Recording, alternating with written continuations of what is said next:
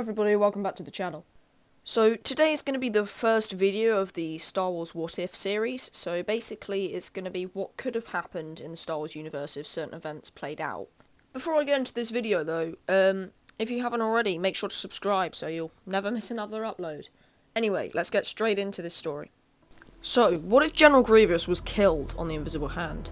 Well, the events would have gone the exact same up until the point that General Grievous was about to escape the ship after Obi-Wan and Anakin had killed the Magna Guards. They've cornered the cyborg in the bridge of the ship. However, this time, Anakin sees Grievous picking up the dropped Electro Staff, reacting using the Force, and the pride he's achieved from killing Dooku. Where Obi-Wan failed, he swings at the General with his saber, beheading the cyborg. The hunk of metal, still towering over Anakin despite being beheaded, stumbles before the Jedi walks behind him and stabs him through the chest, burning his internal organs and finishing the cyborg. That had been the reason for so many deaths during the Clone Wars. Obi-Wan congratulates Anakin, however, senses that something was not right when the Padawan killed the General. Had he tapped into the dark side of the Force, using his emotions to slay the Jedi? So the rest of the events follow pretty similar to what we saw in the movie. However, Anakin, Obi-Wan, the Chancellor and R2 use the escape pods and watch as the Invisible Hand is obliterated in the orbit of space. Now, considering that General Grievous is dead, the Jedi do not make finding him their highest priority, meaning Obi-Wan stays on Coruscant. Newt Gunray and the other members of the treaty are still sent to Mustafar, however they are told by Sith Lord Darth Sidious instead. Anakin is still denied the rank of Master, and he is still asked to spy on the Chancellor. However, this time there is even more distrust in him, and outrage due to the fact that he's already tested out the dark side abilities on the Sand People, Dooku, and now General Grievous. This is where things start to get interesting. When Palpatine reveals to Anakin that he knows the ways of the dark side, Anakin rushes to Mace Windu, but Obi-Wan is also present. This means that Obi-Wan goes to the Chancellor to arrest him with Mace Windu. Anakin is told to wait in the Jedi Temple, however he still goes and tries to save the Chancellor. When he arrives, the duel is continuing. Obi-Wan and Mace Windu are still dueling the Sith Lord. Anakin can barely tell what is going on, however. He is instantly shaken by the mere presence of the dark side in the room. Palpatine is moving so incredibly fast that the only thing visible is a red blur. Anakin sees the now true Darth Sidious. He's astonished by the power the Sith has, and is almost intrigued by it. Suddenly, Obi-Wan is hurled back across the room. His body is flung into the wall with so much force that Anakin finds it hard to believe that his master is still conscious. He looks over at Palpatine, who is now in the same position as in Revenge of the Sith, where Mace Windu has pinned him down. Palpatine repeats his lines, requesting Anakin for help. Mace Windu tells Anakin not to listen to the evil Chancellor. However, Anakin raises his saber and swings at Mace Windu. However, before the burning blade of Anakin's lightsaber severs the hand of Mace Windu from the rest of his arm, Obi-Wan intervenes, clashing together his and Anakin's saber.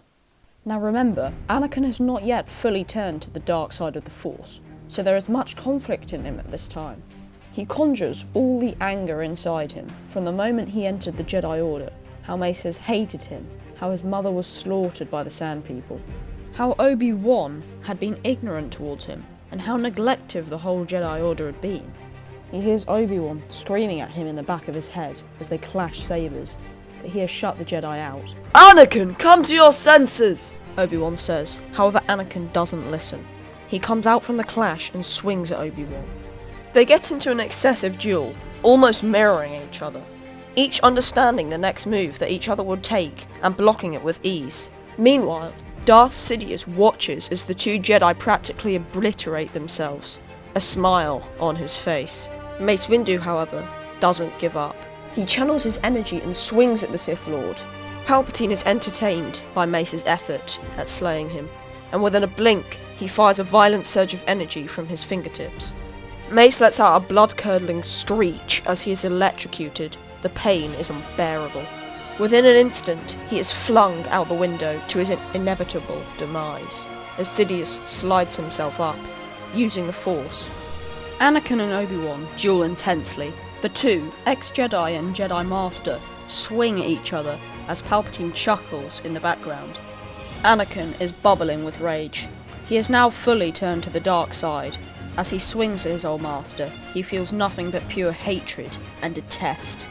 As Obi-Wan tries to reason with the ex-Padawan, still clinging on to any hope that the duel is some sort of test or bad dream, Anakin grabs his old master at the wrists, and they grab each other, each blade inches from the other's face. Anakin yells as the plasmic blade of Obi-Wan's saber burns into the side of his cheek. Anakin steps back, heated and enraged. He swings at Obi-Wan, each strike more forceful and intense as the next. It takes one final strike to knock Obi-Wan's saber out of his hand. Before Anakin finally finishes off his old master for good, Obi-Wan raises his hands and force pushes Anakin back. In mid-air, Anakin lets go of his saber. As soon as he hits the floor with a mighty thump, he raises his arm and tries to force pull his saber towards him. However, Obi-Wan does the same. The hilt of Anakin's lightsaber is floating in mid-air, an extreme amount of force on the object. However, unlike Obi-Wan, Anakin has no intention of letting his master escape the building alive.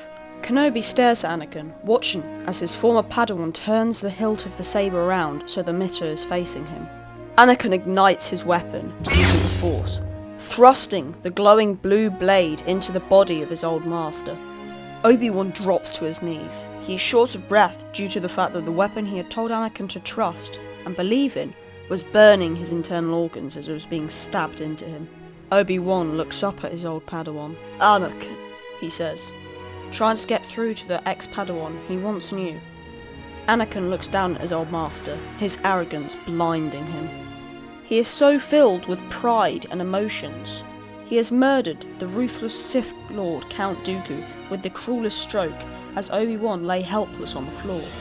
He had killed the cyborg that had been the death of so many of his friends, and now he was going to make the ultimate sacrifice. He was going to kill the one person who had never believed in him, who he thought hated him since the day he arrived at the Jedi Temple. He would sacrifice the helpless Jedi before him and turn his allegiance fully to the dark side of the Force. He force pulls his lightsaber into his hand and slays Obi-Wan Kenobi with a slash across the chest. So I'm going to skim over the next few bits because it would be a bit boring to go into full detail about it. So Palpatine executes Order 66 and Anakin completely obliterates the Jedi Temple. He is so tuned into the dark side of the Force, he believes he can completely destroy all the Jedi along with the Sith. By killing nearly all of the Jedi, made him so certain he could destroy the Emperor. So, the next scene takes place after Yoda has just completed his duel with the Emperor, and has decided to go into exile. Darth Sidious rages in search of Yoda, however, Anakin, now Darth Vader, arrives. "My boy," Palpatine says, "you have done well. A true Sith Lord you will become." Anakin looks up at Palpatine. "I sense great conflict in you, my young apprentice," Palpatine questions. "No, Master," Anakin responds. Darth Sidious closes his eyes and looks into Anakin's mind. "Ah, yes." Without hesitation, Anakin ignites the burning blade of his lightsaber and swings at Darth Sidious, piercing the mighty Sith Lord and killing him. The clone troopers are shocked, and so is Masamida as he stares at the crumpled Emperor at his feet.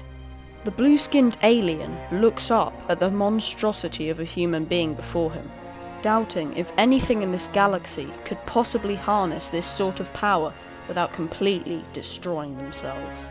The clones, by instinct, raise their blasters, and don't even have the time to consider lowering them before every single bone in their body is completely crushed into nothingness using the Force, and they collapse. He soon enough arrives at Padmé's apartment, when as soon as he enters, she can instantly tell that the man she loved no longer exists. She is shocked as Anakin walks into the room. She doesn't dare oppose him, as she fears what will happen if she does. "Padmé, are you alright?" Padmé is on the verge of tears as she nods. Anakin smiles at her. "I have saved you, my love. Today is a new day. There is peace in the galaxy. You may not know it yet, but we will raise our child in a galaxy free of all pain and suffering for us." Like Anakin promised to Padmé, the next few years came no harm to her. She gave birth to Luke and Leia, who, may I add, were extremely tuned in with the Force. Anakin quickly made it his highest priority to hunt down any remaining Jedi or Sith, with his children, who quickly became very powerful, each wielding a crimson blade of their own. In their time hunting down the Jedi and Sith, Anakin managed to kill Darth Maul, Bail Organa, and many other escaped Jedi and light side supporters. A rebellion is also never formed due to the fact that Anakin is so feared nobody dares to even think of opposing him. So Anakin's reign lasts for years, until he manages to get word of a Jedi on the planet of Dagobah. As normal, he rushes to the planet and lands in the bog. He looks around and sees a small hut. He walks inside, ducking down. However, the hut explodes as soon as he enters. Pieces of the hut shatter around him. As he hits the floor, he recognises the silhouette of a small green creature. He is surprised and is almost scared for the first time in years as the creature stares at him, who he believed to be dead for decades. So guys, I hope you enjoyed this video. I really enjoyed making it and I went all out with this one, so I hope you like it. I have a couple more of these lined up if you want more videos, and then the series will probably end, because I don't want this channel to become a copy of Star Wars Theories videos. There is so much more content coming soon, guys, and some of it is really interesting, so definitely subscribe if you haven't already, and that means you'll never miss what's to come. Anyway, have a good one, guys, and may the Force be with you. Bye.